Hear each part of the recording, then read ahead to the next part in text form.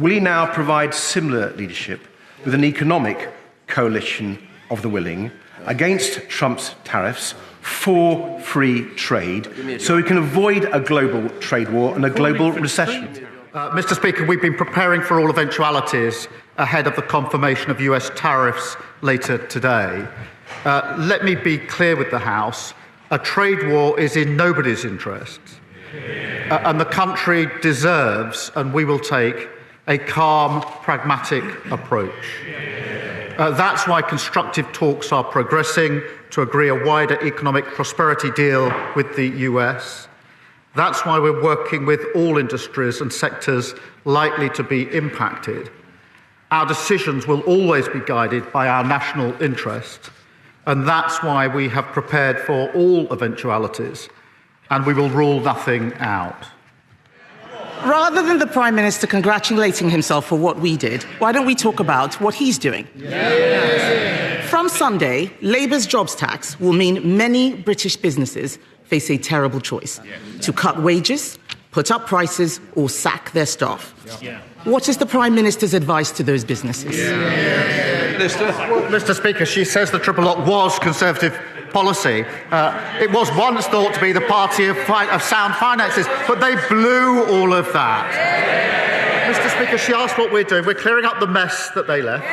We're dealing with global instability, and we recognise the pressures that are bearing down on businesses and individuals and working people. That's why we're rolling up our sleeves. And yesterday, Mr. Speaker, I was pleased to announce the national living wage increasing by £1,400.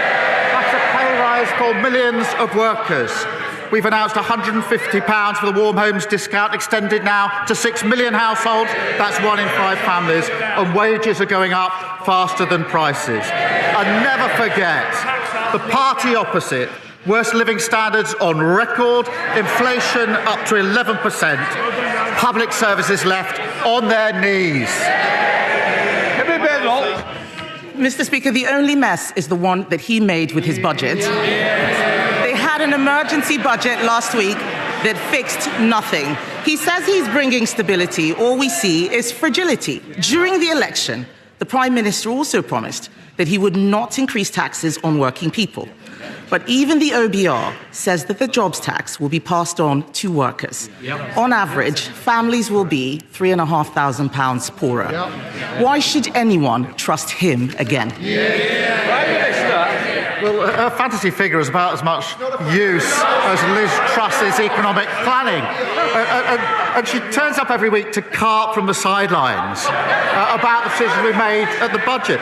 Yesterday, Mr. Speaker, she held a press conference, and she couldn't say whether she would reverse the decisions that we made at the budget. Now, I understand, because she can't bring herself to say that she doesn't want the investment of an extra £26 billion in our NHS. I'm not surprised at that. That's 2 million extra appointments. That's 1,000 more GPs, a pay rise for nurses, etc., etc. But let me get her position right if I can follow it. She wants the extra £26 billion in the NHS, Mr. Speaker, that was paid for by the national insurance rise. She wants that. She doesn't want to reverse the national insurance rises. So she's now reduced this absurd position of voting against the budget, carping against a budget that she actually agrees with. Mr. Speaker, I don't agree with making people poorer. I don't agree with pensioner poverty. I don't agree. Out there, they are calling it awful April. That's because of decisions he has made, because he made promises and broke them. His promises are worthless, Mr. Speaker. Yes. People are getting poorer. Yes. Before the election, he pledged to freeze council tax. Instead, it's going up everywhere. Yeah. Even in Birmingham, where there's 17,000 tonnes of rubbish uncollected on the streets. Yeah. Yeah. Does the Prime Minister regret promising the British people he would freeze their council tax when he has so obviously failed? Prime Minister. Well, I have to ask, if she doesn't want people to be poorer, why didn't she resign when she was in government?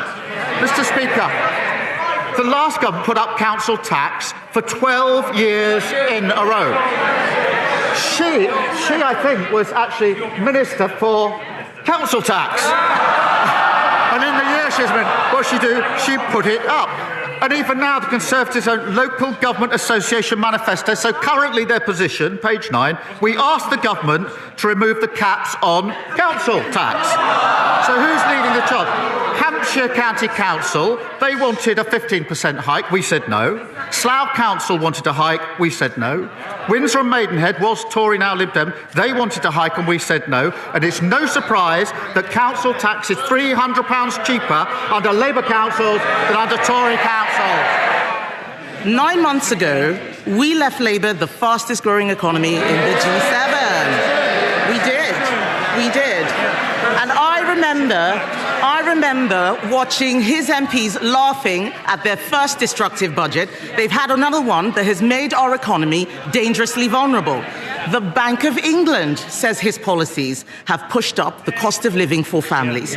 Does he disagree with the bank, or does he accept his policies mean higher bills? Prime Minister. Mr. Speaker, she must be the only person left in the country who actually thinks they did well on the economy when they were in power. That was what was tested at the last election.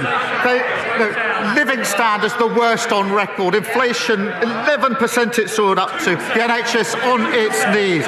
Oh, Mr. Speaker, she's so obsessed with talking down the country that she's not read the OBR forecast properly. Growth up in 2026, 2027 up, 2028 up, 2029 up. And thanks to our planning reforms, the largest growth measure the OBR have ever costed. And what did the Tories do when the bill came before Parliament? They abstained. Well, you don't grow the economy or build houses by assembly. They're the same old party. They haven't changed. Nothing's new. Mr. Speaker, today the Trump administration will announce new tariffs that will hurt working people in the US and around the world.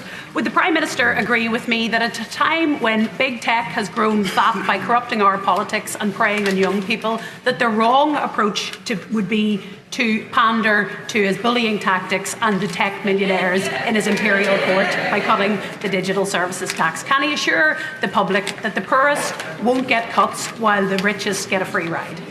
Prime Minister.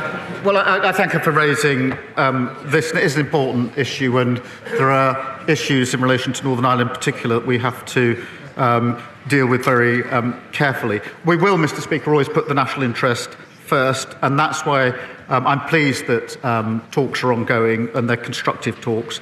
I do believe that a trade war is in nobody's interest, and all of the sectors and industries impacted are of the same view. So we'll continue to make that progress in the national interest. Mr. Speaker, the Prime Minister has shown commendable leadership over Ukraine with his plan for a military coalition of the willing against Putin. Will he now provide similar leadership with an economic coalition of the willing against Trump's tariffs for free trade so we can avoid a global trade war and a global recession? Prime Minister.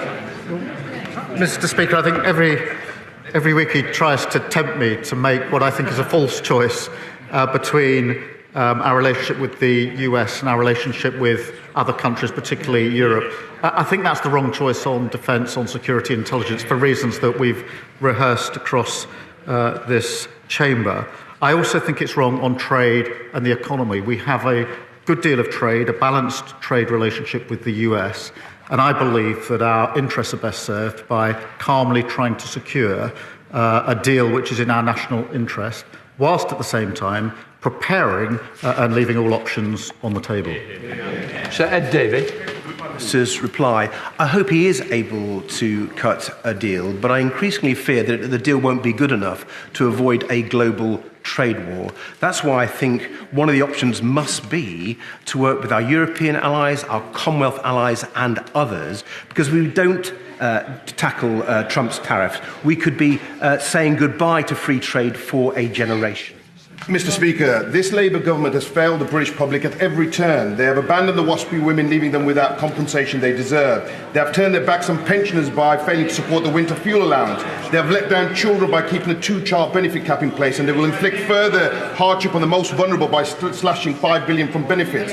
But perhaps the most immediate and visible failure, one that poses an immediate and direct health risk to the people of Birmingham, is the appalling financial mismanagement of Labour-run Birmingham City Council. After more than a decade of Labour control, their incompetence has led to mountains of uncollected rubbish piling up on every street, so vast that it can be seen from satellites orbiting space.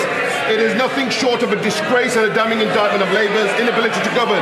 Will the Prime Minister take urgent action to protect the public health and the people of Birmingham by immediately deploying the... Order.